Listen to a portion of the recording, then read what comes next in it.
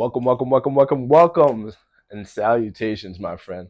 I'm gonna try to explain how I would best support you guys in terms of making your workout and how I just structure it.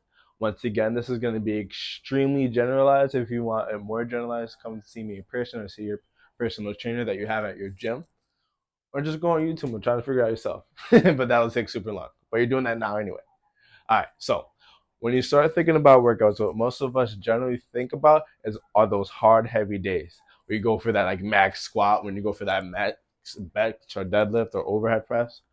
We try to use those to build the most amount of muscle. And yes, those days are absolutely important. However, you don't want to be doing it every single day. Think about that. You're doing that like 5, 6 days a week. Oh damn, you're gonna be tired. I would too. So, in order to make sure we still get those days an end to where we're getting that really loud muscle building signal or that really loud fat burning signal, you're gonna want to do those about like 2 to 3 times a week. And I like to call those the foundational days. A lot of people think of it as intense days, but just to put it in simple terms, you want to do those intense slash foundational days 2 to 3 times a week. Whether that be like a Monday, Wednesday, Friday, a Tuesday, Thursday, Saturday, a Monday, Wednesday, a Monday, Friday, a Wednesday, Friday, a Wednesday, Saturday, however you can split it up. You want to make sure you have 2 to 3 of those foundational days. Now, of course, when you start the workout, you always want to make sure you're going to warm up specifically for your workout. Now, whether that be, okay, I got to do mobility to make sure my hips and ankles are warmed up for my squat, my shoulders are ready for my bench or my overhead press. If I'm going to run, let me do like a little jog to make sure that my cardio is up to speed. Whatever you're going to be ready to do, you want to warm up specifically for that adaptation. Or let's say you have an injury. Oh, my hip has been bugging me. You want to do a warm up for that, even if I'm gonna bench. Or if my shoulder is bugging me, or like my neck is bugging me, I'm gonna do like the wall test, or sorry guys, reverse angels to make sure my neck is pretty good. And I'll make a video about those two.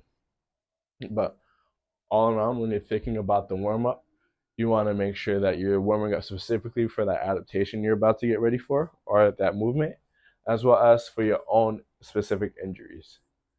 Now, for that next period in the workout, you got the big movements to start off with because they give you the most effect. You want the most energy for that.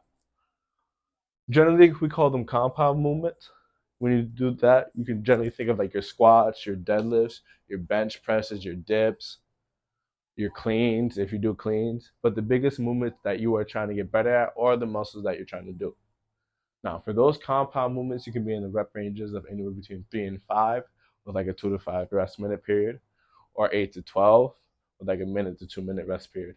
15 to 20 sometimes, if you know how to do it correctly, so I would sorry, I would recommend getting help from a coach, learning how to implement that rep range for a compound movement for about like 30 to 40 seconds. And you can always play around with the rest periods to make sure you're getting the right amount of rest for yourself.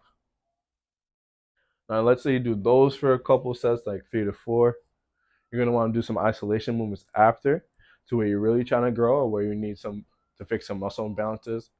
Maybe like a leg curl, let's say a reverse fly, let's say a bicep curl if you really want to see your arms get bigger. That's how you can implement those machines and those cables into those workouts. Now, to finish the workout, you can also think about that cool down. Those would be like, let's say, a 10 or 15-minute jog if you really want to get in that cardio. That could be just a static stretch you could be doing, or even just like going home and relaxing because you have to walk home. Most of us live in the city.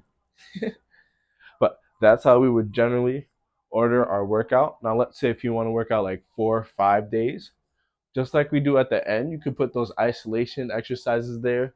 Let's say you have to get your hips stronger, so you would do like a single leg deadlift or a single leg hip thrust. If you need your delts to be bigger, you can do like lateral raises, reverse flies. Mainly those isolation movements would come